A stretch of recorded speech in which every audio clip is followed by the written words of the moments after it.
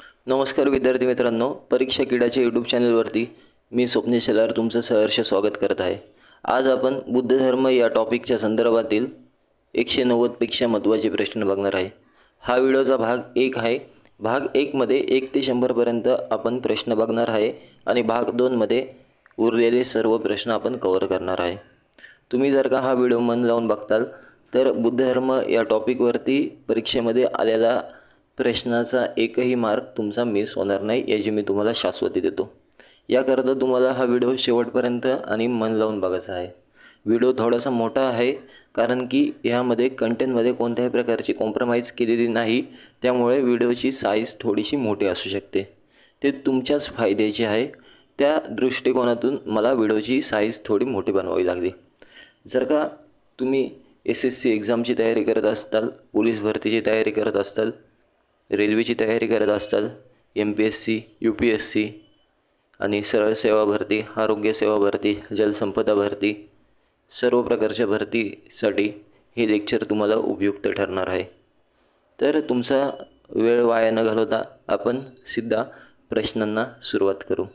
त्या अगोदर तुम्हाला एक विनंती करतो, जर का तुम्हाला माझं लेक्चर आवडलं असेल आणि तुम्हाला ह्या व्हिडिओच्या माध्यमातून दिलेला कंटेंट तुमच्या परीक्षेच्या दृष्टिकोनातून उपयोगी ठरत असेल तर तुम्ही नक्की माझ्या चॅनलला लाईक करा, शेअर करा आणि तुमच्या मित्रांसोबत नक्की सबस्क्राईब करा. तर आपण व्हिडिओला सुरुवात करू. राजकीय नेता असतो आज ह्या तर उद्या त्या पक्षात. राजकीय नेता असतो आज ह्या तर उद्या त्या पक्षात. ग्रह नेहमी फिरतात त्यांना ठरवून दिलेल्या कक्षात. आणि मी शिकवलेला इतिहास तुमच्या राहील कायमचा लक्षात. तर पहिल्या प्रश्नाला आपण सुरुवात करू. पहिला प्रश्न, बुद्ध धर्माची स्थापना कोणी केली? हा आपला पहिला प्रश्न आहे. तुम्ही स्क्रीनवरती बघू शकता. बुद्ध धर्माची स्थापना कोणी केली?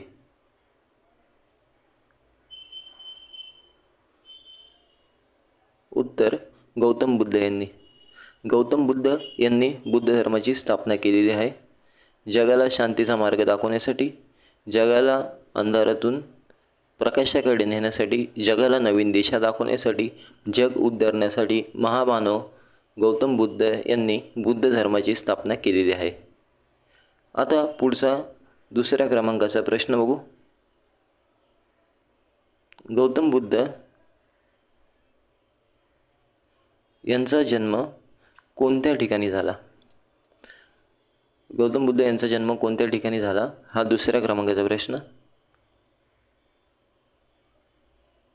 उत्तर, नेपाळमधील कपिलवस्तू येथील लुंबिनी गावामध्ये. नेपाळमधील कपिलवस्तू येथील लुंबिनी गावामध्ये गौतम बुद्ध यांचा जन्म झालेला आहे.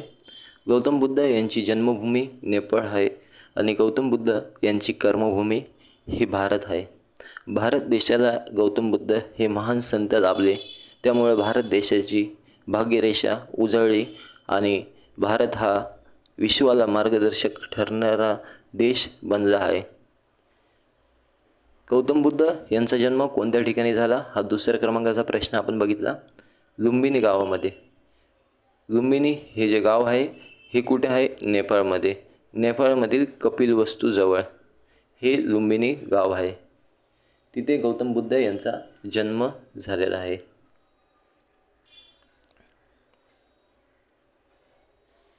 कपिलवस्तूच्या लुंबिनी निकट महामानव सिद्धार्थ झाले तिथे प्रकट. हे तुम्हाला लक्षात ठेवायचे आहे. आता आपण तिसरा प्रश्न बघणार आहे. तिसऱ्या प्रश्नामध्ये विचारण्यात आले आहे, गौतम बुद्ध यांचा जन्म कोणत्या वर्षी झाला? उत्तर, इसवी पूर्व 563 या वर्षी गौतम बुद्ध यांचा जन्म झालेला आहे. गौतम बुद्ध यांचा जन्म कोणत्या वर्षी झाला? तर इसवी पूर्व 563 या वर्षी गौतम बुद्ध यांचा जन्म झालेला आहे. जन्म हा वैशाख पौर्णिमेला झाला. कोणत्या पौर्णिमेला गौतम बुद्ध यांचा जन्म झाला? तर वैशाख पौर्णिमेला गौतम बुद्ध यांचा जन्म झाला. वैशाख पौर्णिमा हे बुद्ध धर्माच्या दृष्टिकोनातून 3 बाबीनुसार महत्त्वाचे आहे. एक, जन्म वैशाखी पौर्णिमेला गौतम बुद्ध यांचा जन्म झाला. गौतम बुद्ध यांना ज्ञानप्राप्तीसुद्धा वैशाख पौर्णिमेला झाली आणि गौतम बुद्ध यांचा मृत्यू देखील जे महापरिनिर्वाण म्हणतात ते देखील वैशाख पौर्णिमेच्या दिवशी झाले. आता आपण 4थ्या क्रमांकाचा प्रश्न बघू. गौतम बुद्ध यांचा जन्म कोणत्या कुळामध्ये झाला? उत्तर, गौतम बुद्ध यांचा जन्म शाक्य कुळामध्ये झाला. कोणत्या कुळामध्ये? तर गौतम बुद्ध यांचा जन्म शाक्य कुळामध्ये झाला. लक्षात ठेवायचे आहे महत्त्वाचे वाक्य, गौतम बुद्ध यांचे कुळ आहे शाक्य. हे वाक्य तुम्हाला लक्षात ठेवायचे आहे. आता 5व्या क्रमांकाचा प्रश्न बघा. गौतम बुद्ध यांच्या आईचे नाव काय होते? उत्तर, महामाया. महामाया हे गौतम बुद्ध यांच्या आईचे नाव होते. आई वडील असतात आपल्या जीवनाचा साया, आई वडील असतात आपल्या जीवनाचा साया, म्हणून रोज पडायचे असते त्यांच्या पाया, त्यामुळे घेतलेली मेहनत जात नाही कधीच वाया. आणि गौतम बुद्ध यांच्या आईचे नाव होते महामाया. आईचे नाव होते महामाया. महामाया हे गौतम बुद्ध यांच्या आईचे नाव होते. परंतु इथं तुम्हाला ही एक गोष्ट लक्षात ठेवायची आहे, गौतम बुद्ध यांच्या आईचे नाव महामाया होते. परंतु जेव्हा गौतम बुद्ध यांच्या नामकरणाचा कार्यक्रम सुरू होता, त्यांचं नामकरण सिद्धार्थ गौतम असे लहानपणाचे नाव होते. तर जेव्हा नामकरणाचा कार्यक्रम सुरू होता, जेव्हा गौतम बुद्ध यांच्या बारशाचा कार्यक्रम सुरू होता, तेव्हा त्यांच्या आईचा मृत्यू होतो, महामायांचा मृत्यू होतो. आणि त्याच्यानंतरून गौतम बुद्ध यांचा सांभाळ त्यांची मावशी प्रजापती गौतमी हे करतात. हे लक्षात ठेवायचं आहे. आता आपण 6व्या क्रमांकाचा प्रश्न बघू. 6व्या प्रश्नामध्ये विचारण्यात आले आहे, गौतम बुद्ध यांची आई महामाया कोणत्या राजवंशाशी संबंधित होती? उत्तर, कोलीय राजवंशाशी. गौतम बुद्ध यांची आई कोणत्या राजवंशाशी संबंधित होती? उत्तर, कोलीय राजवंशाशी गौतम बुद्ध यांची आई संबंधित होती. आता पुढचा प्रश्न बघू. 7व्या क्रमांकाचा प्रश्न, गौतम बुद्ध यांना कोणत्या ठिकाणी ज्ञान प्राप्त झाले? उत्तर, बुद्धगया या ठिकाणी फाल्गुन नदीच्या किनाऱ्यावरती पिंपळाच्या झाडाखाली ज्ञान प्राप्त झाले. हा 7व्या क्रमांकाचा प्रश्न तुम्ही बघितला असेल. गौतम बुद्ध यांना कोणत्या ठिकाणी ज्ञान प्राप्त झाले? गौतम बुद्ध यांना बुद्धगया हे ठिकाणी ज्ञानाची प्राप्ती झाली. आणि कोणत्या नदीच्या काठावरती ज्ञान प्राप्त झाले? तर गौतम बुद्ध यांना फाल्गुन नदीच्या किनाऱ्यावरती ज्ञान प्राप्त झाले. आता अजून एक महत्त्वाची गोष्ट, फाल्गुन नदीचे अजून उपनाम पडतात. ह्या फाल्गुन नदीला दुसरे नाव आहे निरंजना, आणि अजून एक नाव आहे फाल्गुन नदीला, ते आहे पुनपुन नदी असे देखील नाव आहे. तर पर्यायामध्ये जे असेल ते तुम्हाला सिलेक्ट करायचं आहे. काही प्रश्नांच्या पर्यायामध्ये तुम्हाला फाल्गुन नाव भेटेल, काही प्रश्नांच्या पर्यायामध्ये तुम्हाला निरंजना नाव भेटेल, काही प्रश्नांच्या पर्यायामध्ये तुम्हाला पुनपुन नाव भेटेल. आता आपण हे लक्षात ठेवायचं आहे, बुद्धगया येथील कोणतं ठिकाण आहे? तर उरुवेला नावाचं गाव आहे. उरुवेला नावाचं गाव आहे. वेला नावाचे गाव आहे. त्या गावामध्ये गौतम बुद्ध यांना ज्ञानाची प्राप्त झाली. तर तुम्हाला जर का परीक्षेला विचारलं बुद्ध यांना कोणत्या ठिकाणी ज्ञानाची प्राप्ती झाली, तर बुद्धगया या ठिकाणी गौतम बुद्ध यांना ज्ञानाची प्राप्ती झाली. असित मुनींची ती भविष्यवाणी गेली या लयाला. असित मुनींची ती भविष्यवाणी गेली या लयाला, सिद्धार्थ सम्यक संबुद्ध झाला ठिकाण ते बुद्धगयाला. हे तुम्हाला लक्षात ठेवायचं आहे. आता 8व्या क्रमांकाचा प्रश्न बघू. ह्या प्रश्नामध्ये विचारलं आहे, गौतम बुद्ध यांच्या आईच्या मृत्यूनंतरून त्यांचा सांभाळ कोणी केला? उत्तर, त्यांची मावशी प्रजापती गौतमी यांनी. आता हे जे प्रजापती गौतमी आहे, हे गौतम बुद्ध यांची मावशी आहे. त्यानंतरून गौतम बुद्ध यांची सावत्र आई देखील आहे. सावत्र आई देखील आहे, प्रथम भिक्षुनी देखील आहे. कोण आहे? प्रथम भिक्षुनी.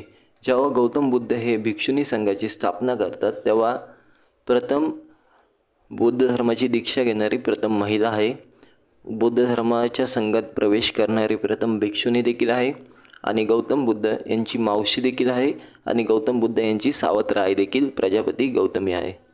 आता 9व्या क्रमांकाचा प्रश्न बघा. गौतम बुद्ध यांच्या मावशीचे नाव काय होते?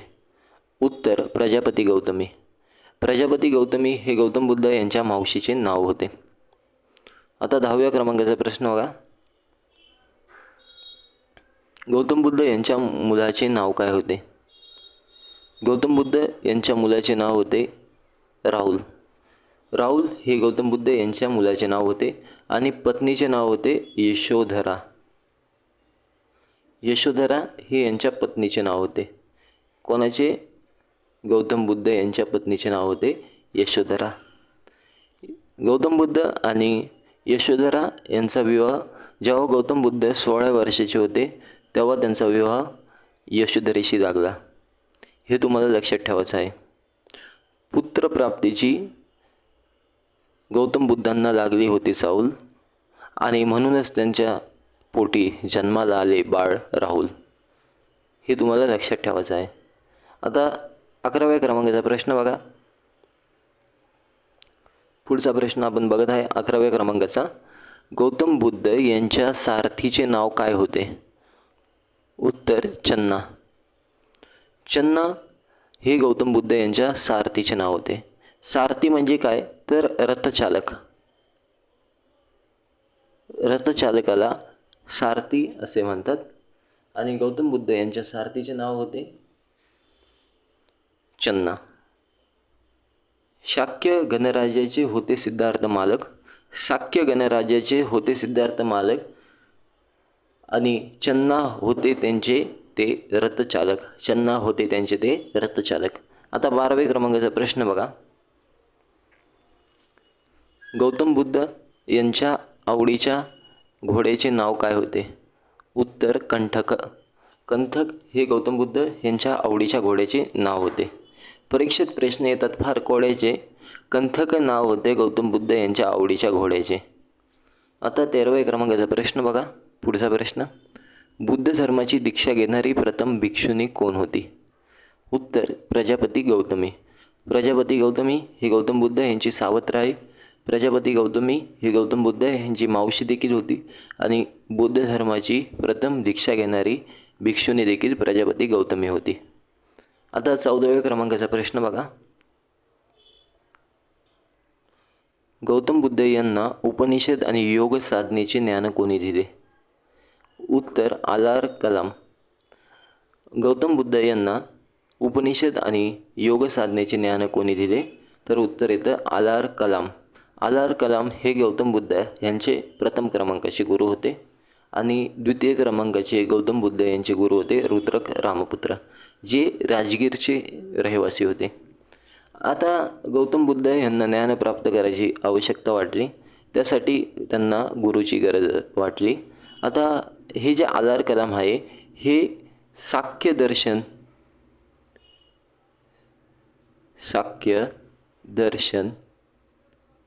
तत्त्वज्ञानाशी संबंधित गुरु होते. आता साख्य दर्शनचे प्रतिपादक कोणी केले? तर कपिल मुनी यांनी साख्य दर्शनचे निर्माता आहेत.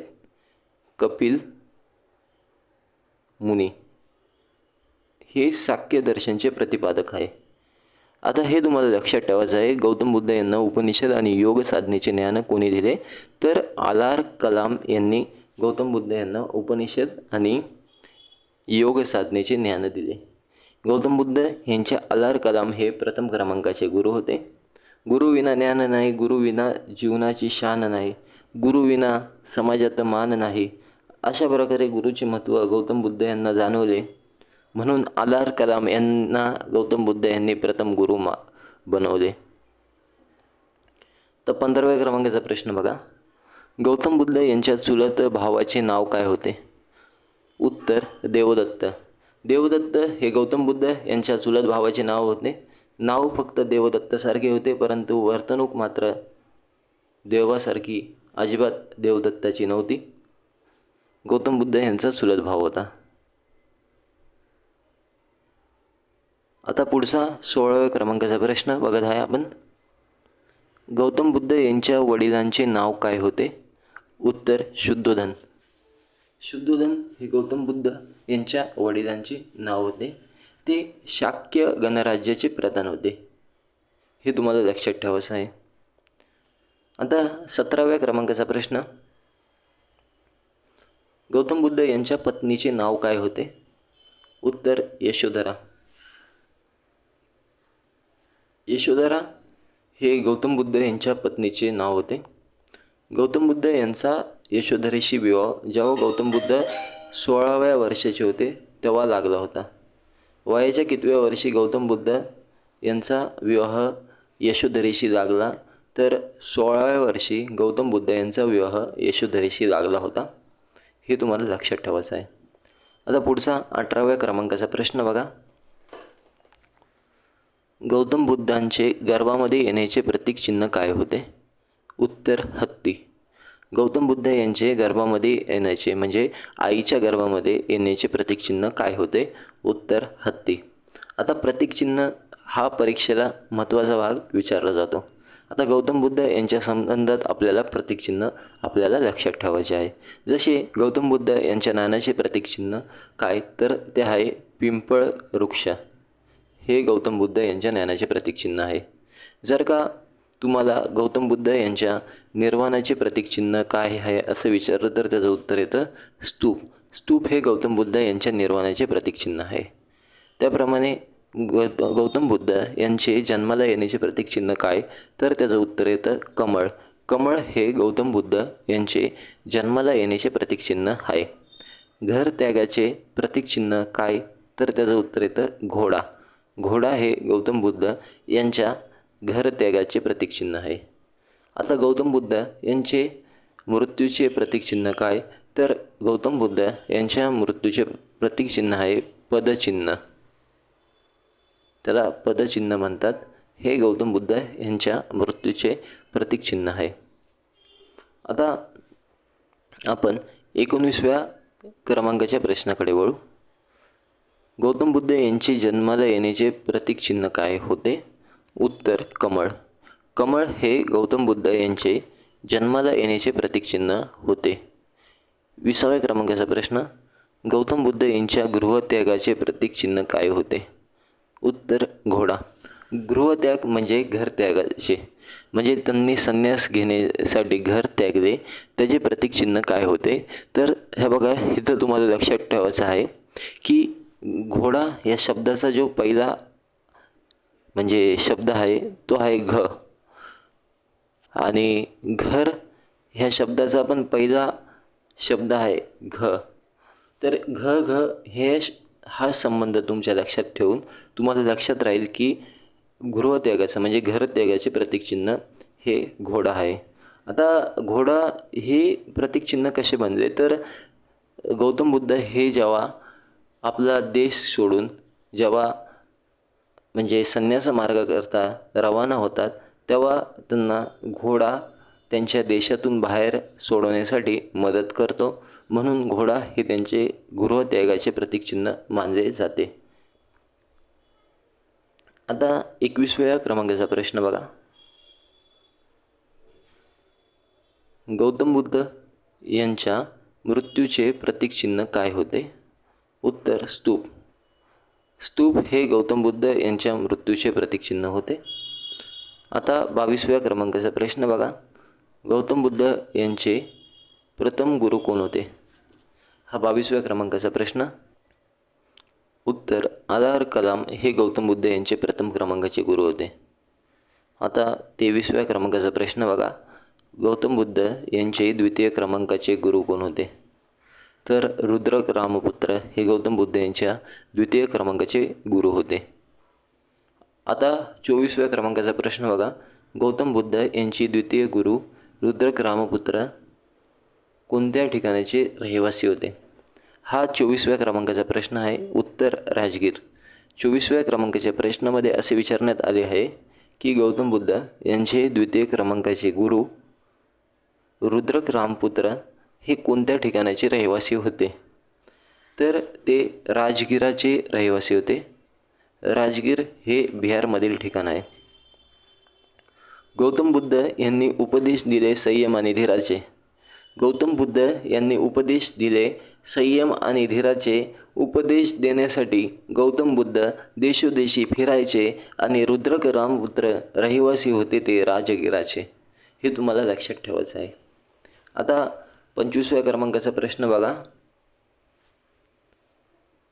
गौतम बुद्ध यांनी वयाच्या कितव्या वर्षी गृहत्याग केला? उत्तर 29व्या वर्षी. 29व्या वर्षी गौतम बुद्ध यांनी गृहत्याग केला आहे.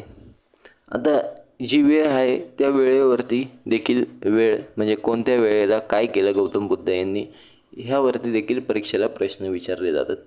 तर गृहत्याग कोणत्या वेळी केला? तर वयाचं जेव्हा त्यांचं वय 29 वर्ष होते तेव्हा त्यांनी गृहत्याग केला.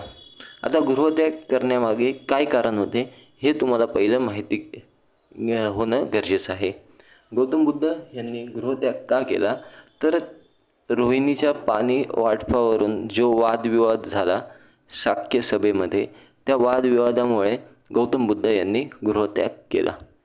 आता काही ठिकाणी असे सांगण्यात आलेले आहे की क्रमवार जेव्हा गौतम बुद्ध राजभ्रमण करण्यासाठी निघाले तेव्हा त्यांना क्रमवार जे 4 दृश्य दिसले. सर्वात पहिल्यांदा त्यांना एक वृद्ध व्यक्ती दिसले, नंतरून त्यांना आजारी व्यक्ती दिसले, नंतरून त्यांना एक शव दिसले, नंतरून त्यांना एक संन्यासी व्यक्ती दिसले. हे सर्व 4 दृश्य बघून गौतम बुद्ध यांचे मन विचलित झाले आणि मन खरं सत्य शोधण्याच्या मार्गामध्ये लागले असे काही पुस्तकामध्ये सांगण्यात आलेले आहे. तर काही पुस्तकामध्ये असे सांगण्यात आलेले आहे की रोहिणीच्या पाणी वाटपावरून जे गौतम बुद्ध यांचं शाक्य संघ आणि दुसऱ्या बाजूला कोलीय गणराज्य यांच्यामध्ये वाद झाला होता. तर शाक्य संघाने असे ठरवले की आपण कोलीय गणराज्याशी युद्ध पुकारले पाहिजे, परंतु गौतम बुद्ध यांनी त्या युद्धाला नकार दिला. नकार दिल्यामुळे शाक्य संघाने गौतम बुद्ध यांना सुनावले असे की एक तर जो रूल आहे त्यानुसार आपल्याला तुम्हाला फॉलो करावं लागेल. आणि शाक्य सभेमध्ये जर का एखादा ठराव पारित झाला तर तो सर्व सदस्यांवरती मानणे बंधनकारक होता, नाहीतर त्या सदस्यासाठी मृत्यूदंडाची शिक्षा किंवा देश सोडून जाण्याची शिक्षा अशी तरतूद होती. परंतु मग तिथे असा तोडगा निघाला की गौतम बुद्ध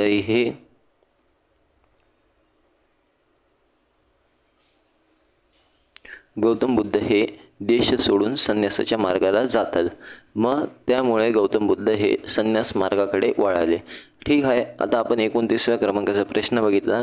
गौतम बुद्ध यांनी वयाच्या कितव्या वर्षी गृहत्याग केला? उत्तर 29व्या वर्षी. गौतम बुद्ध यांनी वयाच्या 29व्या वर्षी गृहत्याग केला. आता पुढचा 26व्या क्रमांकाचा प्रश्न बघू.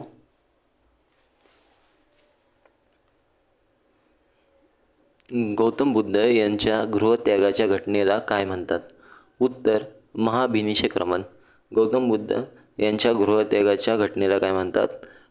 महाभिनिषेक्रमण. आता तुम्हाला हे जे सर्व प्रश्न आहेत हे तुमच्या परीक्षेच्या दृष्टिकोनातून अतिशय महत्त्वाचे आहे. एक एक प्रश्न महत्त्वाचा आहे. कोणता प्रश्न परीक्षेला येईल हे तुम्हाला सांगता येत नाही, पण येईल तर ह्यामधलाच प्रश्न येईल. त्यामुळे तुम्हाला हा व्हिडिओ पूर्ण मन लावून बघायचा आहे.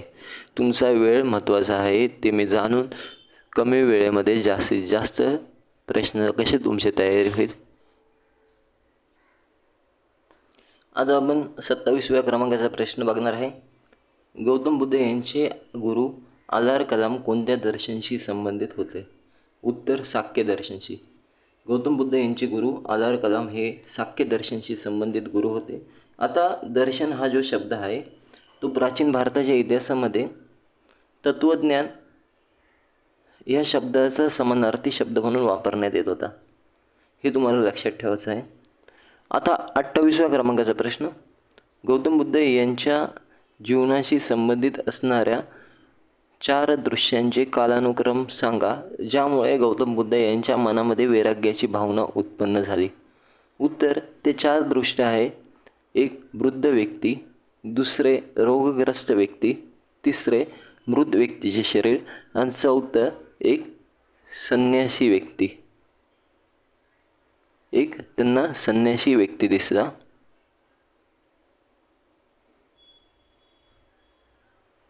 आता इथं तुम्हाला एक गोष्ट लक्षात ठेवायची आहे. गौतम बुद्ध जेव्हा त्यांचे सारथी असतात चन्ना, त्यांच्यासोबत राजभ्रमण करायला निघतात, तेव्हा त्यांना लगातार असे 4 दृश्य दिसले. सर्वात पहिल्यांदा त्यांना राजभ्रमण करतेवेळी एक वृद्ध व्यक्ती दिसला, त्याच्यानंतरून त्यांना रोगग्रस्त व्यक्ती दिसला, त्याच्यानंतर त्यांना मृत व्यक्तीचे शरीर दिसले आणि त्याच्यानंतरून त्यांना एक संन्यासी व्यक्ती दिसला. हे सर्व दृश्य बघून गौतम बुद्ध यांच्या मनामध्ये वैराग्याची भावना निर्माण झाली होती. आता 29व्या क्रमांकाचा प्रश्न बघा.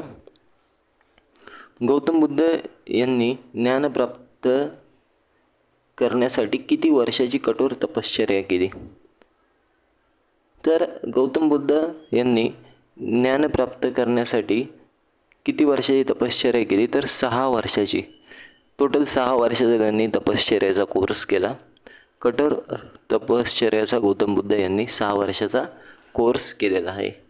म्हणजे वेळ किती वेळ लागला याच्याबद्दल आपल्याला प्रश्न देखील विचारतात. आता इथे तुम्हाला लक्षात ठेवायचं आहे की गौतम बुद्ध यांनी बुद्ध धर्माची स्थापना करण्यासाठी टोटल 6 वर्ष ज्ञान प्राप्त केले आणि त्याच्यानंतरून गौतम बुद्ध यांनी बुद्ध धर्माची स्थापना केली. महावीर जैन यांनी टोटल 12 वर्ष तपश्चर्या केली होती. महावीर जैन यांनी किती वर्ष तपश्चर्या केली होती? तर 12 वर्षाची तपश्चर्या केली आणि जैन धर्माची स्थापना केली.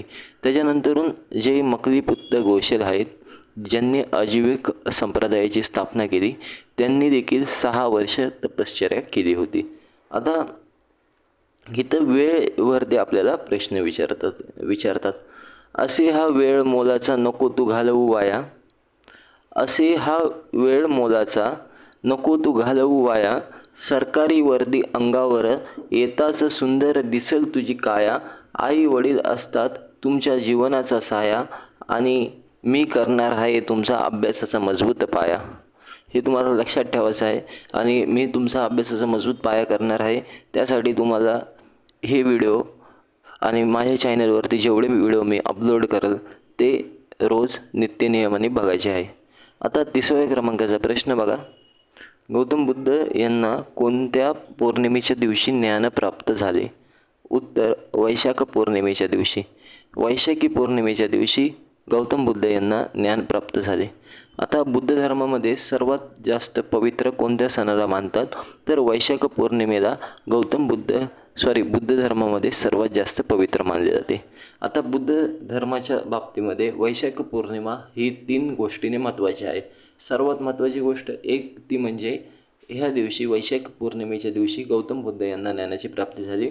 वैशाख पौर्णिमेच्या दिवशीच गौतम बुद्ध यांचा जन्म झाला होता आणि वैशाख पौर्णिमेच्या दिवशीच गौतम बुद्ध यांनी शरीर त्याग केले होते. या तिन्ही दृष्टिकोनातून वैशाख पौर्णिमाला बुद्ध धर्मात महत्त्वाचे स्थान आहे.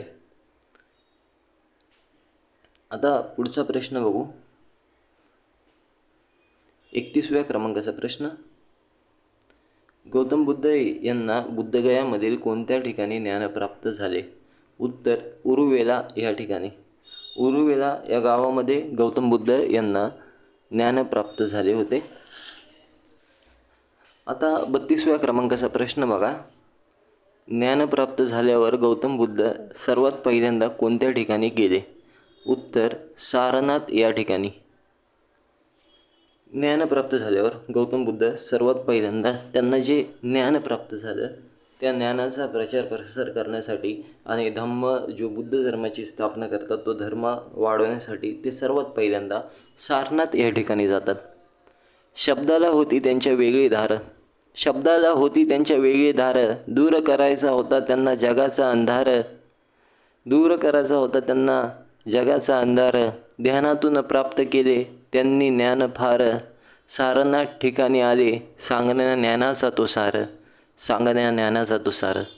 ज्ञान सांगण्यासाठी गौतम बुद्ध यांनी सारनाथ हे ठिकाण गाठले. ज्ञान सांगण्यासाठी सारनाथ ठिकाण गाठले. सर्वप्रथम 5 ब्राह्मणांना त्यांनी ज्ञान ते वाटले. गौतम बुद्ध यांनी सर्वात पहिल्यांदा 5 ब्राह्मणांना ज्ञानाची दीक्षा दिली होती? आता इथं हा 33व्या क्रमांकाचा प्रश्न बघू. 33व्या क्रमांकाचा प्रश्न, गौतम बुद्ध यांनी ज्ञान प्राप्त झाल्यावर प्रथम उपदेश कोणत्या ठिकाणी दिला? तर 33व्या आणि 32व्या क्रमांकाचा प्रश्न रिपीट झालेला आहे. सारनाथ या ठिकाणी गौतम बुद्ध यांनी सर्वात पहिल्यांदा ज्ञानाचा उपदेश दिला आहे. हे तुम्हाला लक्षात ठेवायचं आहे. आता पुढचा प्रश्न 34व्या क्रमांकाचा प्रश्न, सारनाथ या ठिकाणाचे प्राचीन नाव काय होते? उत्तर ऋषीपट्टणम आणि मृगदाव हे सारनाथ या ठिकाणाचे प्राचीन नाव होते. ऋषीपट्टणम आणि मृगदाव हे सारनाथ या ठिकाणाचे प्राचीन नाव होते. आता 35व्या क्रमांकाचा पुढचा प्रश्न बघू. गौतम बुद्ध यांनी प्रथम उपदेश कोणाला दिला? तर 5 ब्राह्मणांना गौतम बुद्ध यांनी प्रथम उपदेश दिला सारनाथ या ठिकाणी. आता प्रथम उपदेश देण्याच्या घटनेला बुद्ध धर्मामध्ये काय म्हणतात? तर गौतम बुद्ध यांचा प्रथम उपदेश देण्याच्या घटनेला बुद्ध धर्मामध्ये धम्मचक्र प्रवर्तन असे म्हटले जाते. 36व्या क्रमांकाचा पुढचा प्रश्न बघा. गौतम बुद्ध यांनी ज्या 5 ब्राह्मणांना प्रथम उपदेश दिला त्या 5 ब्राह्मणांची नावं सांगा. हा 36व्या क्रमांकाचा प्रश्न आहे. गौतम बुद्ध यांनी ज्या 5 ब्राह्मणांना प्रथम उपदेश दिला त्या 5 ब्राह्मणांची नावे सांगा. तर त्या 5 ब्राह्मणांची नावं आहे, 1 भद्दी, वप्पा, अश्वजित, महानाम आणि कोडिन्य. भद्दी, वप्पा, अश्वजित, महानाम आणि कोडिन्य या 5 ब्राह्मणांना गौतम बुद्ध यांनी सर्वप्रथम उपदेश दिला होता. आता पुढचा 37व्या क्रमांकाचा प्रश्न, धम्मचक्र प्रवर्तन कशाला म्हणतात? त्याचं उत्तर येतं, ज्ञान प्राप्त झाल्यावर गौतम बुद्ध यांनी सारनाथ येथे 5 ब्राह्मणांना दिलेल्या उपदेशाला धम्मचक्र प्रवर्तन असे म्हणतात. आता गौतम बुद्ध यांना ज्ञान प्राप्त झाल्याच्या नंतरून ते जो प्रथम उपदेश 5 ब्राह्मण आपल्या अनुयायांना देतात त्या घटनेला धम्मचक्र प्रवर्तन असे म्हटले जाते. आता 38व्या क्रमांकाचा प्रश्न, महात्मा बुद्धांनी सर्वात पहिल्यांदा ज्या 2 शूद्रांना बुद्ध धर्माची दीक्षा दिली होती त्यांची नावे सांगा. उत्तर तपस्सस आणि कल्पिक. तपस्सस आणि कल्पिक नावाचे जे शूद्र व्यक्ती होते त्यांना महात्मा गौतम बुद्ध यांनी सर्वप्रथम दीक्षा दिली होती. म्हणजे शूद्र असे एकूण 2 शूद्र होते ज्यांनी सर्वात पहिल्यांदा बुद्ध धर्माची दीक्षा घेतली होती. त्यांचे नाव होते तपस्सस आणि कल्पिक. आता 39व्या क्रमांकाचा प्रश्न बघा. महात्मा बुद्धांनी सर्वात जास्त उपदेश कोणत्या ठिकाणी दिले? उत्तर श्रावस्ती या ठिकाणी. आता श्रावस्ती या ठिकाणी महात्मा बुद्धांनी सर्वात जास्त उपदेश दिलेले आहे, हे तुम्हाला लक्षात ठेवायचे आहे. आता इथे महत्त्वाची एक गोष्ट म्हणजे कशी की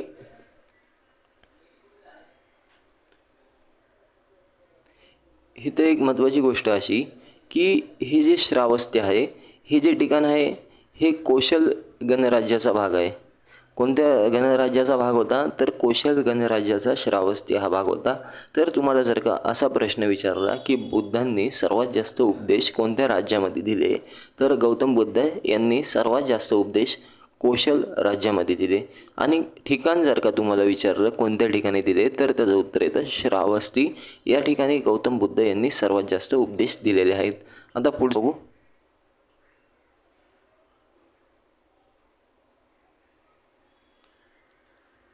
चाळीसव्या क्रमांकाचा प्रश्न,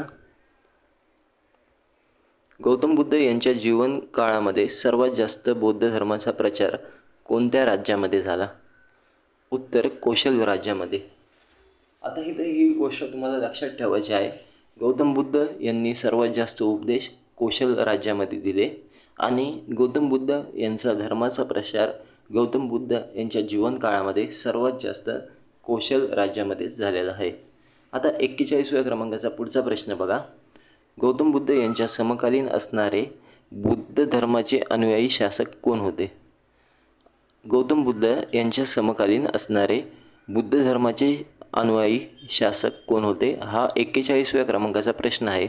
उत्तर बिंबिसार, प्रसेनजित आणि उदयन हे शासक बुद्धांच्या समकालीन बुद्ध धर्माचे अनुयायी शासक होते. हे तुम्हाला लक्षात ठेवायचं आहे. आता पुढचा प्रश्न बघू. गौतम बुद्ध यांचे निधन कधी झाले? उत्तर इसवी सन पूर्व 483 वर्षे. इसवी सन पूर्व 483 वर्ष ह्या वर्षी गौतम बुद्ध यांचे निधन झाले. हे तुम्हाला लक्षात ठेवायचं आहे. वयाच्या 80व्या वर्षी गौतम बुद्ध यांचे निधन झाले. इसवी सन पूर्व 483 वर्षे गौतम बुद्ध यांचे निधन झालेले आहे. आता इसवी सन पूर्व 483 हे वर्ष इतिहासाच्या 2 घटनेच्या दृष्टिकोनातून महत्त्वाचे आहे. ह्या वर्षी प्रथम बौद्ध संमेलन आयोजित केले होते. प्रथम बौद्ध संमेलन. प्रथम बौद्ध संमेलन कोणत्या वर्षी आयोजित केले होते? तर इसवी सन पूर्व 483 या वर्षी प्रथम बौद्ध संमेलन आयोजित केले होते. हे तुम्हाला लक्षात ठेवायचं आहे. गौतम बुद्ध यांचे महापरिनिर्वाण झाल्या एक प्रथम बौद्ध संमेलन आयोजित करण्यात आले होते. 43व्या क्रमांकाचा प्रश्न बघा. गौतम बुद्ध यांचे निधन वयाच्या कितव्या वर्षी झाले? उत्तर 80 वर्षे. गौतम बुद्ध हे जेव्हा 80 वर्षाचे होते तेव्हा त्यांचे निधन झाले. गौतम बुद्ध यांच्या निधनाला काय व्याख्या दिली? तर महापरिनिर्वाण अशी व्याख्या दिलेली आहे. आता आपण पुढचा प्रश्न बघू. बुद्ध धर्मामध्ये महापरिनिर्वाण कशाला म्हणतात? उत्तर गौतम बुद्ध यांच्या शरीर त्याग करण्याच्या घटनेला. गौतम बुद्ध यांच्या शरीर त्याग करण्याच्या घटनेला बुद्ध धर्मामध्ये महापरिनिर्वाण असे म्हणतात. आता 45व्या क्रमांकाचा प्रश्न बघा. बौद्ध धर्माचे त्रिरत्न कोणते आहे? उत्तर बुद्ध, धम्म आणि संघ हे बुद्ध धर्माचे त्रिरत्न आहेत. बुद्ध, धर्म आणि संघ हे बुद्ध धर्माचे त्रिरत्न आहेत. आता 46व्या क्रमांकाचा प्रश्न.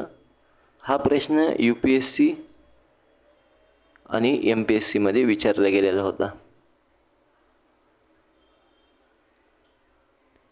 ह्या प्रश्नामध्ये असे विचारण्यात आलेले आहे. 46व्या क्रमांकाचा प्रश्न. विहार कशाला म्हणतात?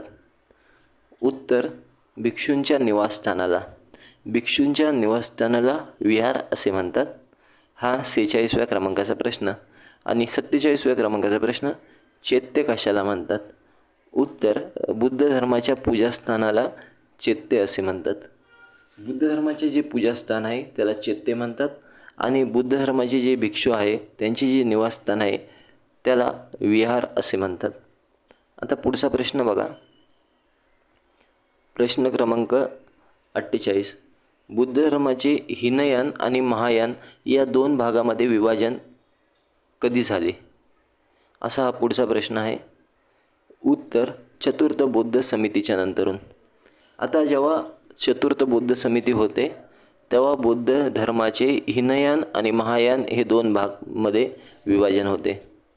हीनयान शब्दाचा शाब्दिक अर्थ होतो निम्न मार्ग आणि महायान शब्दाचा शाब्दिक अर्थ होतो नवीन पद्धतीने अनुसरण करण्याचा मार्ग. आता हीनयान ह्या पंथामध्ये गौतम बुद्ध यांना एक महापुरुष मानत होते. हीनयान पंथाचे जे अनुयायी होते ते गौतम बुद्ध यांना महापुरुष मानत होते आणि महायान पंथाचे जे अनुयायी आहे ते गौतम बुद्ध यांना देवी पुरुष किंवा देवी अवतार मानत होते. हा त्यांच्यातला मुख्य फरक होता. आता जेव्हा चतुर्थ बौद्ध संमेलन होतं तेव्हा हीनयान आणि महायान या 2 भागामध्ये बुद्ध धर्माचे विभाजन होते. ही चतुर्थ बौद्ध समिती आहे. कनिष्क हा जो शासक आहे, कुशाण वंशाचा जो कनिष्क शासक आहे त्याच्या काळामध्ये भरली होती. त्याच्या कालखंडामध्ये आयोजित करण्यात आली होती. आता आपण 49व्या क्रमांकाचा प्रश्न बघत आहे. गौतम बुद्ध यांनी कोणते अष्टांगिक मार्ग सांगितले? गौतम बुद्ध यांनी मानवाच्या कल्याणासाठी, मानवाला दुःखापासून मुक्त करण्यासाठी, अजून मानवाच्या जीवनामध्ये प्रकाश आणण्यासाठी 8 जे उपाय सांगितले त्या उपायांना अष्टांगिक मार्ग असे म्हणतात. सर्वात पहिला अष्टांगिक मार्ग आहे सम्यक दृष्टी, दुसरा मार्ग आहे सम्यक संकल्प, तिसरा सम्यक वाणी, सम्यक कर्म, सम्यक जीवन, सम्यक व्यायाम, सम्यक स्मृती, सम्यक समाधी. हे 8 अष्टांगिक मार्ग गौतम बुद्ध यांनी मानवाच्या कल्याणासाठी सांगितलेले आहेत. आता 50व्या क्रमांकाचा प्रश्न बघा. गौतम बुद्ध यांना ज्ञान प्राप्त होण्याच्या घटनेला काय म्हणतात? उत्तर संबोधी. गौतम बुद्ध यांना ज्ञान प्राप्त होण्याच्या घटनेला काय म्हणतात? तर संबोधी असे म्हणतात. संबोधी गौतम बुद्ध यांना पिंपळाच्या झाडाखाली प्राप्त झाली. कोणत्या ठिकाणाच्या पिंपळाच्या झाडाखाली गौतम बुद्ध यांना ज्ञानाची प्राप्ती झाली? तर बिहारमधील बोधगया येथील उरुवेला गावामध्ये असणाऱ्या पिंपळाच्या झाडाखाली गौतम बुद्ध यांना ज्ञानाची प्राप्ती झाली. परंतु आत्ताच्या काळामध्ये जे बोधगया येथे जे पिंपळाचं झाड आहे ते मूळ झाड नाही जिथे गौतम बुद्ध यांनी तपश्चर्या केली होती. त्या मूळ झाडं नष्ट करण्याचे काम कोणी केले? तर गोड वंशाचा एक शासक होता शशांक. ह्या शशांकनी मूळ बोधिवृक्ष नष्ट करण्याचे कार्य केले आहे, काम केले आहे, चुकीचे काम केलेले आहे. आणि आत्ताचे जे झाड आहे ते तुम्हाला बघायला भेटते बोधगया येथील. ते झाड आपले पुरातत्व विभागाचे जे जनक आहे अलेक्झांडर कनिंघम यांनी लावलेले झाड आहे तिथे, ते तुम्हाला बघायला भेटेल. आता 51व्या क्रमांकाचा प्रश्न. बुद्ध धर्माशी संबंधित असणाऱ्या 3 पिटक साहित्यांची नावे सांगा. उत्तर सुत्त पिटक, विनय पिटक आणि धम्मपिटक. आता त्रिपिटक साहित्यांना बुद्ध धर्माचे बायबल असे देखील म्हणतात.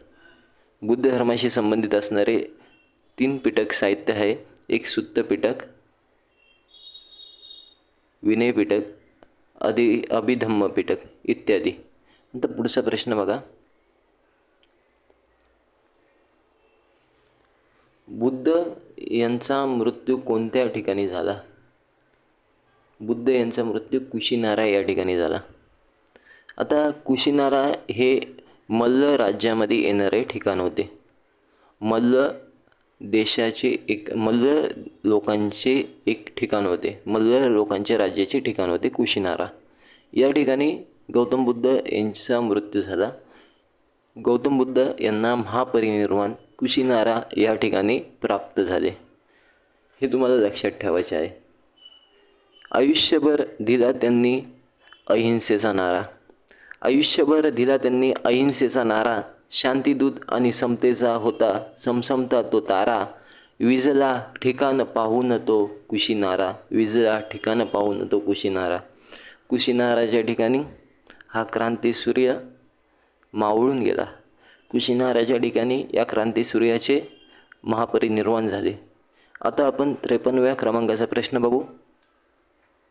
गौतम बुद्ध यांचे मृत्यू झालेले ठिकाण कुशिनारा कोणत्या राज्यामध्ये आहे?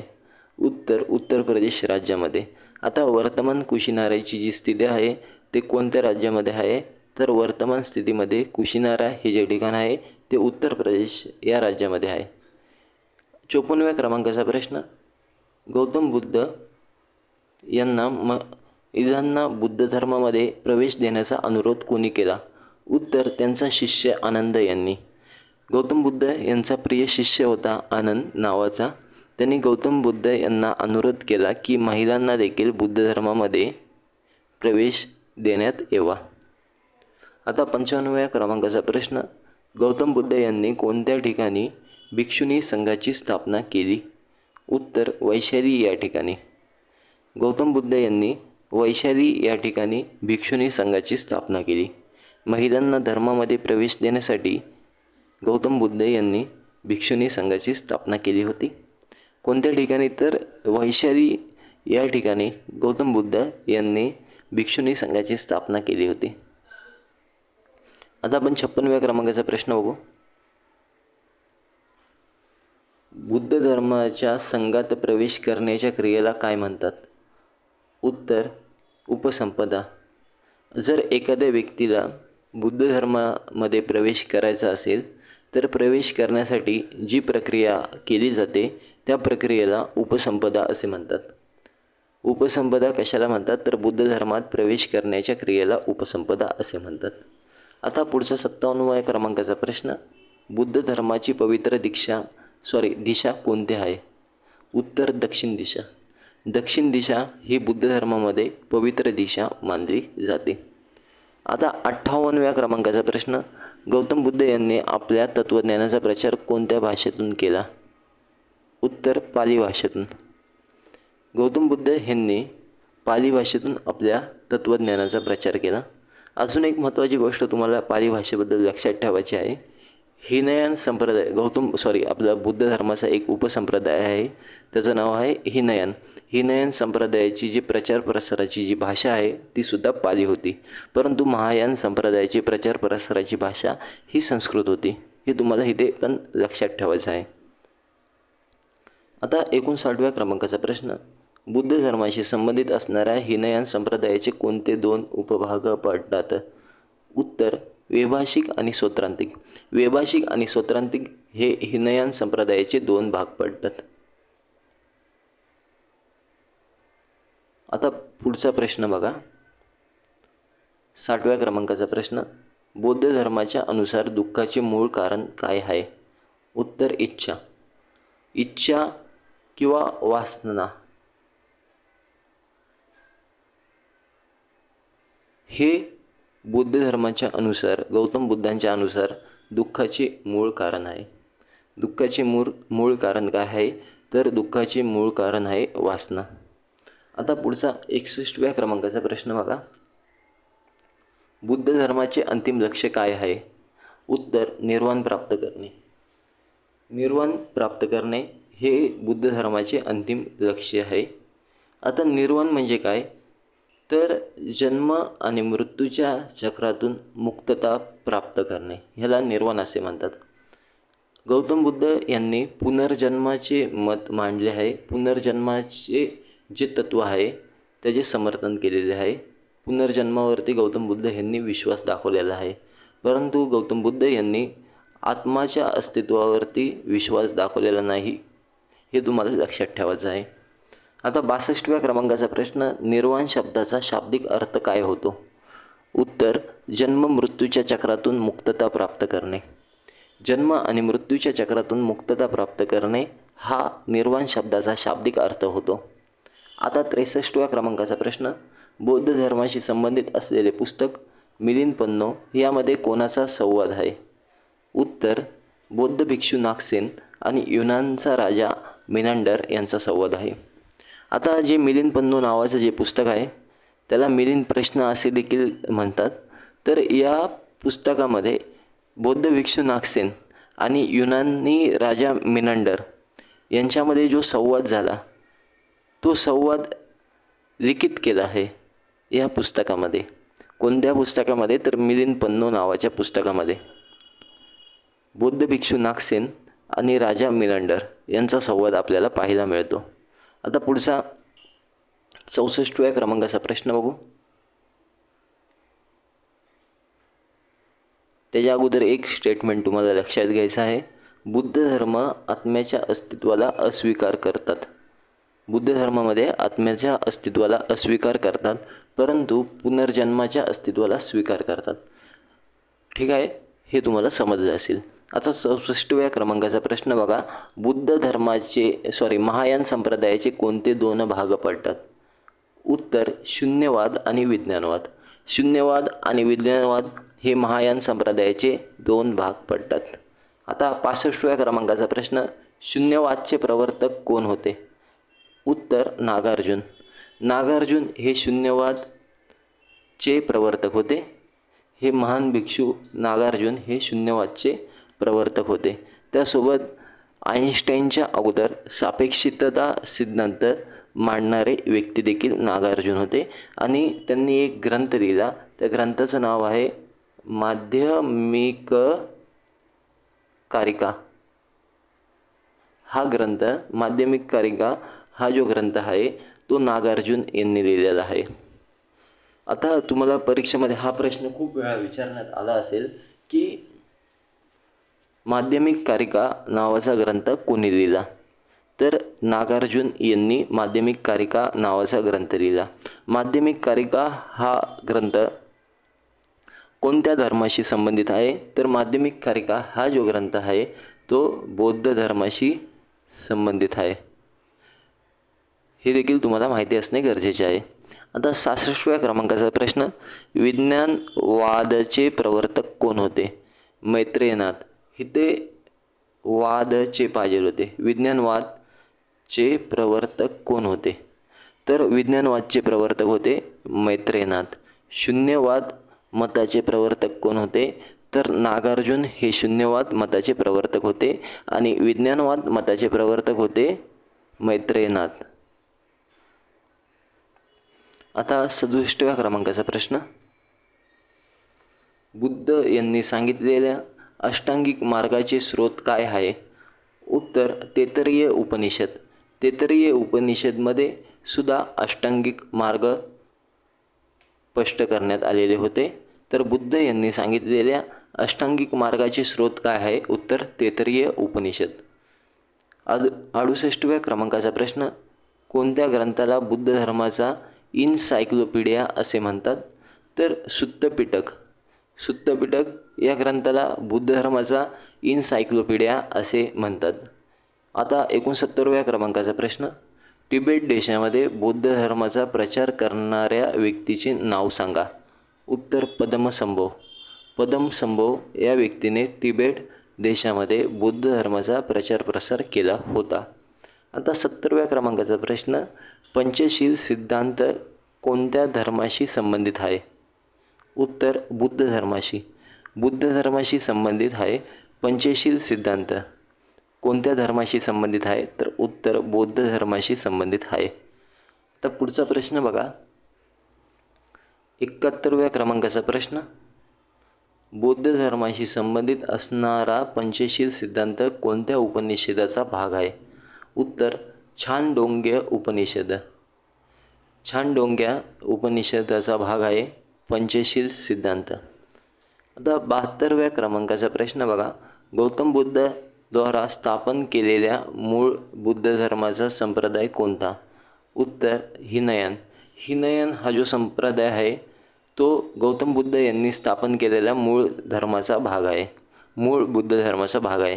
परंतु नंतरच्या काळामध्ये काळानुरूप जे बदल आवश्यक होते ते बदल बुद्ध धर्मामध्ये करण्यात आले आणि त्यानुसार नवीन नवीन पंथ, नवीन नवीन संप्रदाय बुद्ध धर्मामध्ये अस्तित्वात येऊ लागले. तर जो मूळचा जो बुद्ध धर्म होता तो हिनयान हा संप्रदायाशी संबंधित होता. हे तुम्हाला लक्षात ठेवायचं आहे. आता 73व्या क्रमांकाचा प्रश्न, बुद्ध धर्माचा कोणता संप्रदाय गौतम बुद्ध यांना महापुरुष मानत होता? उत्तर हिनयान संप्रदाय. बुद्ध धर्माचा जो हिनयान संप्रदाय आहे तो गौतम बुद्ध यांना महापुरुष मानतो. परंतु महायान नावाचा जो संप्रदाय आहे तो गौतम बुद्ध यांना देवी अवतार मानतो. आता पुढचा 74व्या क्रमांकाचा प्रश्न बघा, बुद्ध धर्माचा कोणता संप्रदाय गौतम बुद्ध यांना देव मानत होता? उत्तर महायान संप्रदाय. महायान संप्रदायाचे जे अनुयायी आहे ते गौतम बुद्ध यांना देवी अवतार मानतात.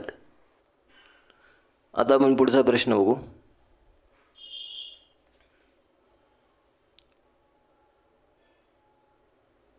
बुद्ध धर्माशी संबंधित असणाऱ्या हिनयान संप्रदायाच्या ग्रंथाची भाषा कोणती आहे? तर हिनयान संप्रदायाच्या ग्रंथांची भाषा आहे पाली. महायान संप्रदायाची ग्रंथाची भाषा होती संस्कृत. हे तुम्हाला लक्षात ठेवायचे आहे. पुढचा प्रश्न 76व्या क्रमांकाचा प्रश्न, बुद्ध धर्माशी संबंधित असणाऱ्या महायान संप्रदायाच्या ग्रंथांची भाषा कोणती आहे? उत्तर संस्कृत. बुद्ध धर्माशी संबंधित असणाऱ्या महायान संप्रदायाच्या ग्रंथाची भाषा संस्कृत होती. पुढचं एक स्टेटमेंट तुम्हाला लक्षात ठेवायचं आहे. हिनयान संप्रदाय मूर्तिपूजावरती विश्वास करत नव्हता, तर महायान संप्रदाय मूर्तिपूजावरती विश्वास करत होता. हा एक देखील फरक तुम्हाला लक्षात ठेवायचा आहे हिनयान पंथ आणि महायान पंथ यांच्यामधील. आता 77व्या क्रमांकाचा प्रश्न, भारताच्या इतिहासामध्ये बंगालच्या कोणत्या शासकांनी बुद्ध धर्माला संरक्षण देण्याचे कार्य केले? उत्तर पाल शासकांनी. आता पाल वंशाचे जे शासक राजे होते त्यांनी बुद्ध धर्माला संरक्षण देण्याचे कार्य केलेले आहे. पाल वंशाचा एक शासक होता, त्याचं नाव होतं धर्मपाल. धर्मपालने विक्रमशिला विश्वविद्यालयाची स्थापना देखील केली होती, जे बुद्ध धर्माशी संबंधित असणारे बुद्ध धर्माचे शिक्षण केंद्र असलेले विक्रमशिला विश्वविद्यालयाची स्थापना पाल शासक धर्मपाल यांनी केलेली होती. पुढचा प्रश्न, प्राचीन काळामध्ये बुद्ध धर्माशी संबंधित असणारे शिक्षण केंद्र कोणते होते? उत्तर, नालंदा विश्वविद्यालय आणि विक्रमशिला विश्वविद्यालय. नालंदा विश्वविद्यालय आणि विक्रमशिला विश्वविद्यालय हे बौद्ध धर्माशी संबंधित असणारे शिक्षण केंद्र होते. अजून एक वाक्य तुम्हाला लक्षात ठेवायचं आहे. गौतम बुद्ध यांनी मध्यम मार्गाचा उपदेश दिला. गौतम बुद्ध यांनी मध्यम मार्गाचा उपदेश दिलेला होता. 79व्या क्रमांकाचा पुढचा प्रश्न बघा. गौतम बुद्ध यांनी आपला उत्तराधिकारी म्हणून कोणाला नियुक्त केले? उत्तर, उपदेशांना. आता गौतम बुद्ध यांनी आपल्या हयातीमध्ये जे जे उपदेश दिले ते उपदेश गौतम बुद्ध यांचे उत्तराधिकारी म्हणून कार्य करणार असे गौतम बुद्ध यांनी जाहीर केले होते. गौतम बुद्ध यांनी आपले उत्तराधिकारी म्हणून कोणत्या व्यक्तीला नियुक्त नाही केले, तर गौतम बुद्ध यांनी जे त्यांनी दिलेले जीवनकाळामध्ये उपदेश आहे त्या उपदेशांना गौतम बुद्ध यांनी आपले उत्तराधिकारी म्हणून नियुक्त केले. आता 80व्या क्रमांकाचा प्रश्न बघा. प्रथम बौद्ध संमेलन कोणत्या वर्षी पार पाडले गेले? उत्तर, इसवी पूर्व 483 वर्षी. इसवी पूर्व 483 या वर्षी प्रथम बौद्ध संमेलन पार पाडले गेले. आणि इसवी पूर्व 483 या वर्षी अजून एक घटना बुद्ध धर्माच्या संदर्भात घडलेली होती. ती घटना म्हणजे महापरिनिर्वाण.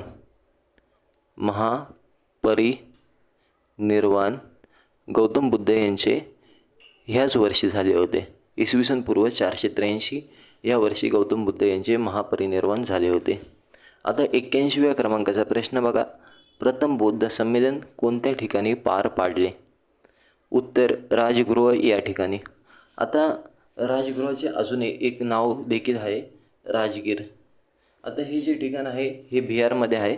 राजगृह या ठिकाणी प्रथम बौद्ध संमेलन पार पाडण्यात आले होते. हे तुम्हाला लक्षात ठेवायचं आहे. बौद्ध संमेलनावरून खूप वेळा परीक्षेमध्ये प्रश्न विचारले गेलेले आहेत. आता पुढचा प्रश्न, प्रथम बौद्ध संमेलनाचे अध्यक्ष कोण होते? उत्तर, महाकश्यप. महाकश्यप हे प्रथम बौद्ध संमेलनाचे अध्यक्ष होते. पुढचा 83व्या क्रमांकाचा प्रश्न, प्रथम बौद्ध संमेलन कोणत्या शासकाच्या शासनकाळामध्ये झाले? उत्तर, अजातशत्रूच्या. अजातशत्रूच्या कालखंडामध्ये प्रथम बौद्ध संमेलन पार पडले होते. तर प्रथम बौद्ध संमेलन हे अजातशत्रूच्या काळामध्ये पार पाडले होते. अजातशत्रू हा हर्यक वंशाचा राजा होता. कोणत्या वंशाचा? तर हर्यक वंशाचा राजा होता अजातशत्रू. याच्या कालखंडामध्ये प्रथम बौद्ध संमेलन पार पाडले गेले. अजून एक महत्त्वाची गोष्ट बौद्ध धर्माच्या बाबतीमध्ये तुम्हाला लक्षात ठेवायची आहे की हर्यक वंशाचा जो राजा होता अजातशत्रू, त्याच्याच कालखंडामध्ये गौतम बुद्ध यांचे महापरिनिर्वाण देखील झाले होते. पुढचा प्रश्न 84वा प्रश्न, गौतम बुद्ध यांच्या समकालीन असणाऱ्या अवंतीच्या राजाचे नाव काय होते? तर अवंतीच्या राजाचे नाव होते प्रद्योत. प्रद्योत हा अवंतीचा राजा होता. गौतम बुद्ध यांच्या समकालीन असणारा प्रद्योत. 85व्या क्रमांकाचा प्रश्न, गौतम बुद्ध यांच्या समकालीन कौशलचा राजा कोण होता? उत्तर, प्रसेनजित. गौतम बुद्ध यांच्या समकालीन कौशलचा राजा होता प्रसेनजित. आता 86व्या क्रमांकाचा प्रश्न बघा. गौतम बुद्ध यांच्या समकालीन मगधचा, इथं मगधचा शब्द पाहिजे होता, तर टायपिंग मिस्टेक आहे, तुम्ही समजून घ्या, मी इथे करेक्शन करतो. गौतम बुद्ध यांच्या समकालीन मगधचा शासक कोण होता? तर गौतम बुद्ध यांच्या समकालीन मगधचा शासक होता बिंबिसार. बिंबिसार आणि अजातशत्रू हे जे दोन शासक आहे हे गौतम बुद्ध यांच्या समकालीन शासक होते. आता पुढचा प्रश्न, गौतम बुद्ध यांचे वडील कोणत्या गणतंत्राचे प्रमुख होते? उत्तर शाक्य गणतंत्राचे. शाक्य गणराज्याचे गौतम बुद्ध यांचे वडील प्रमुख होते. शुद्धोधन हे शाक्य गणराज्याचे प्रमुख होते. आता 88व्या क्रमांकाचा प्रश्न बघा. गौतम बुद्ध यांच्या लहानपणाचे नाव काय होते? उत्तर सिद्धार्थ. गौतम बुद्ध यांच्या लहानपणाचे नाव होते सिद्धार्थ. 89व्या क्रमांकाचा प्रश्न, गौतम बुद्ध यांचा यशोधरेशी विवाह वयाच्या कितव्या वर्षी झाला? उत्तर 16व्या वर्षी. जेव्हा गौतम बुद्ध हे 16 वर्षाचे असतात तेव्हा त्यांचा विवाह यशोधरेशी लावला जातो. आता 89व्या क्रमांकाचा पुढचा प्रश्न बघा. गौतम बुद्ध यांची आचार्य आलार कलाम सोबत भेट कोणत्या ठिकाणी झाली? उत्तर वैशाली या ठिकाणी. आता इथे तुम्हाला लक्षात ठेवायचं आहे की गौतम बुद्ध यांचे जे त्यांचे पहिले गुरु होते आलार कलाम यांच्यासोबत भेट कोणत्या ठिकाणी झाली? तर वैशाली या ठिकाणी गौतम बुद्ध यांची भेट आलार कलाम यांच्यासोबत झाली होती. 90व्या क्रमांकाचा प्रश्न, गौतम बुद्ध यांना किती वर्ष तपश्चर्या केल्यानंतरून ज्ञानाची प्राप्ती झाली? उत्तर 6 वर्ष. 6 वर्ष गौतम बुद्ध यांनी कठीण तपश्चर्या केली तेव्हा गौतम बुद्ध यांना ज्ञानाची प्राप्ती झाली. आता महावीर स्वामी यांनी एकूण 12 वर्ष तपश्चर्या केली होती. अजून हे गौतम बुद्ध यांनी किती वर्ष? तर गौतम बुद्ध यांनी 6 वर्ष तपश्चर्या केली होती. आता पुढचा 91व्या क्रमांकाचा प्रश्न आपण बघणार आहे. गौतम बुद्ध यांना वयाच्या कितव्या वर्षी ज्ञान प्राप्त झाले? उत्तर 35व्या वर्षी. गौतम बुद्ध यांना वयाच्या 35व्या वर्षी ज्ञानाची प्राप्ती झाली. 29व्या वर्षी त्यांनी संन्यास घेतला. संन्यास घेतल्यापासून 35 वयापर्यंत त्यांना ज्ञानाची प्राप्ती झाली. म्हणजे एकूण त्यांनी 6 वर्ष तपश्चर्या केली आणि त्यांना ज्ञानाची प्राप्ती झाली. आता 92व्या क्रमांकाचा प्रश्न, गौतम बुद्ध यांचे कोणते उपनाम आहेत?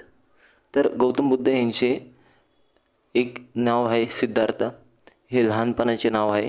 दुसरे नाव आहे शाक्यमुनी.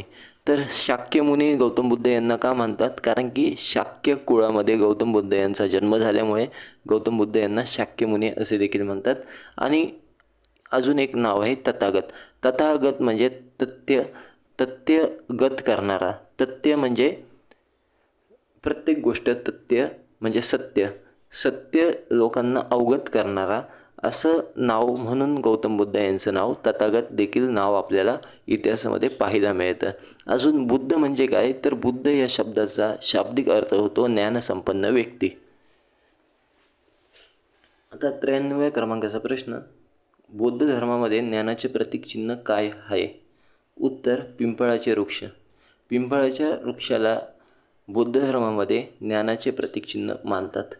आता 94व्या क्रमांकाचा पुढचा प्रश्न, गौतम बुद्ध यांना विश्राम करण्यासाठी कोणी वेलुवन नावाचे विहार बांधले? उत्तर मगधचा राजा बिंबिसार यांनी. मगधचा जो शासक आहे, हर्यक वंशाचा संस्थापक राजा बिंबिसार यांनी गौतम बुद्ध यांना आश्रयासाठी वेलुवन नावाचे विहार बांधले होते. हे तुम्हाला लक्षात ठेवायचं आहे. पुढचा प्रश्न आपण बघत आहे.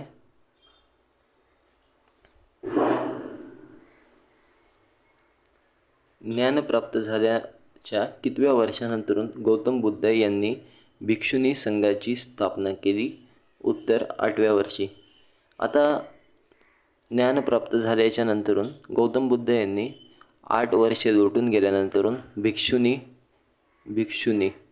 संघाची स्थापना केली. तर भिक्षुनी संघाची स्थापना गौतम बुद्ध हे करतात. भिक्षुनी संघाची स्थापना गौतम बुद्ध यांनी करावे म्हणून त्यांना अनुरोध कोण करतं, तर त्यांचा एक प्रिय शिष्य असतो आनंद नावाचा. तो गौतम बुद्ध यांना अनुरोध करतो की आपण महिलांना संघामध्ये प्रवेश दिला पाहिजे. त्याकरता गौतम बुद्ध हे भिक्षुणी संघाची स्थापना करतात. आता 96व्या क्रमांकाचा प्रश्न बघा. गौतम बुद्ध यांच्या जीवनकाळामध्ये कोण संघाचा प्रमुख होण्याचा प्रयत्न करत होता? उत्तर, त्यांचा चुलत भाऊ देवदत्त. गौतम बुद्ध यांच्या हयातीमध्ये गौतम बुद्ध यांच्या बुद्ध संघाचा प्रमुख होण्याचा प्रयत्न त्यांचा चुलत भाऊ देवदत्त करत होता. आता 97व्या क्रमांकाचा पुढचा प्रश्न. गौतम बुद्ध यांची शिष्यता ग्रहण करणारा आणि गौतम बुद्ध यांना जेतवन नावाचे विहार बांधून देणारा अनाथपिंडक नावाचा व्यापारी कुठला निवासी होता? उत्तर, कोशल राज्याचा. आता कोशल राज्याचा एक धनी व्यापारी होता. कोशल राज्यामध्ये एक अनाथपिंडक नावाचा एक धनी व्यापारी होता. त्याने गौतम बुद्ध यांना जेतवन नावाचे एक विहार बांधून दिले आणि बुद्ध धर्माची दीक्षा देखील घेतली होती. तर पुढचा 98व्या क्रमांकाचा प्रश्न आपण बघणार आहे. 98 नंबरचा प्रश्न. गौतम बुद्ध यांनी आपल्या जीवनातील अंतिम वर्षा ऋतू कोणत्या ठिकाणी बितवली? उत्तर, वैशाली या ठिकाणी. गौतम बुद्ध यांनी आपल्या जीवनातील अंतिम वर्षा ऋतू कोणत्या ठिकाणी बितवली? तर उत्तर येतं वैशाली या ठिकाणी गौतम बुद्ध यांनी आपल्या जीवनातील अंतिम वर्षा ऋतू बितवली होती. पुढचा प्रश्न. गौतम बुद्ध यांनी आपल्या जीवनात अंतिम उपदेश कोणाला दिला? म्हणजे इथं 99व्या क्रमांकाच्या प्रश्नामध्ये असे विचारण्यात आलेले आहे की गौतम बुद्ध यांनी आपल्या जीवनात जो अंतिम उपदेश दिला त्या व्यक्तीचे नाव काय आहे? तर त्या व्यक्तीचे नाव आहे सुबुद्ध. सुबुद्ध नावाचा एक व्यक्ती होता. त्या व्यक्तीला गौतम बुद्ध यांनी आपल्या जीवनामध्ये अंतिम उपदेश दिलेला आहे. गौतम बुद्ध यांचे परिनिर्वाण झालेले ठिकाण कुशिनारा हे मल्ल राज्याची राजधानी होती. आता तेव्हाचं जे प्राचीन भारताच्या काळामध्ये मल्ल जनपद होते, त्या जनपदाची राजधानी कोणती होती? तर कुशिनारा. कुशिनारा ही मल्ल जनपदची. तेव्हा प्राचीन भारताच्या इतिहासामध्ये राज्यांसाठी जनपद हा शब्द वापरण्यात येत होता आणि जे मोठे राज्य होते त्यांच्यासाठी महाजनपद हा शब्द वापरण्यात येत होता.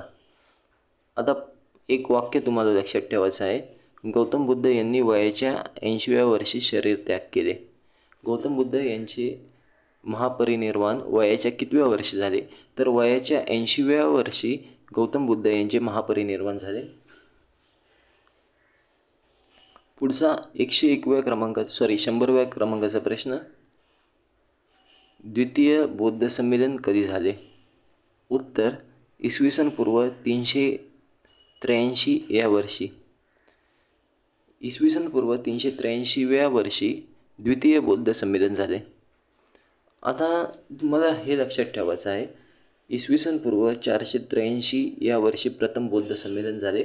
तसेच इसवी सन पूर्व 483 या वर्षी गौतम बुद्ध यांचे महापरिनिर्वाणसुद्धा झाले होते. आता त्याच्यानंतरून 100 वर्षाच्या गॅपने म्हणजे 100 वर्षानंतरून इसवी सन पूर्व 383 या वर्षी द्वितीय बौद्ध संमेलन झाले. आता स्क्रीनवरती तुम्ही बघत आहे 101व्या क्रमांकाचा प्रश्न. हा आपला आजचा अंतिम प्रश्न असेल. ह्याच्यानंतरचे जे प्रश्न आहेत 102 पासून उरलेले प्रश्न आपण पुढच्या व्हिडिओमध्ये बघणार आहे. तर हा आजच्या व्हिडिओमधला अंतिम प्रश्न. द्वितीय बौद्ध संमेलन कोणत्या ठिकाणी पार पाडले गेले? उत्तर, वैशाली या ठिकाणी. प्रथम बौद्ध संमेलन राजगीर राजगृह या ठिकाणी पार पाडले गेले. तर द्वितीय बौद्ध संमेलन वैशाली या ठिकाणी पार पाडले गेले. तृतीय बौद्ध संमेलन तुम्हाला लक्षात ठेवायचे आहे ते पाटलीपुत्र या ठिकाणी पार पाडले गेले. आणि चतुर्थ बौद्ध संमेलन काश्मीरमधील कुंडलवन या ठिकाणी पार पाडले गेले. आता आपण 101 पर्यंतचे प्रश्न बघितलेले आहेत. तुम्हाला जर का हे प्रश्न परीक्षेच्या दृष्टिकोनातून तुमच्या महत्त्वाचे वाटत असेल आणि मी दिलेलं कंटेंट तुम्हाला आवडलं असेल तर तुम्ही माझ्या चॅनलला नक्की लाईक करा, शेअर करा आणि तुमच्या मित्रांना देखील सबस्क्राईब करा. धन्यवाद.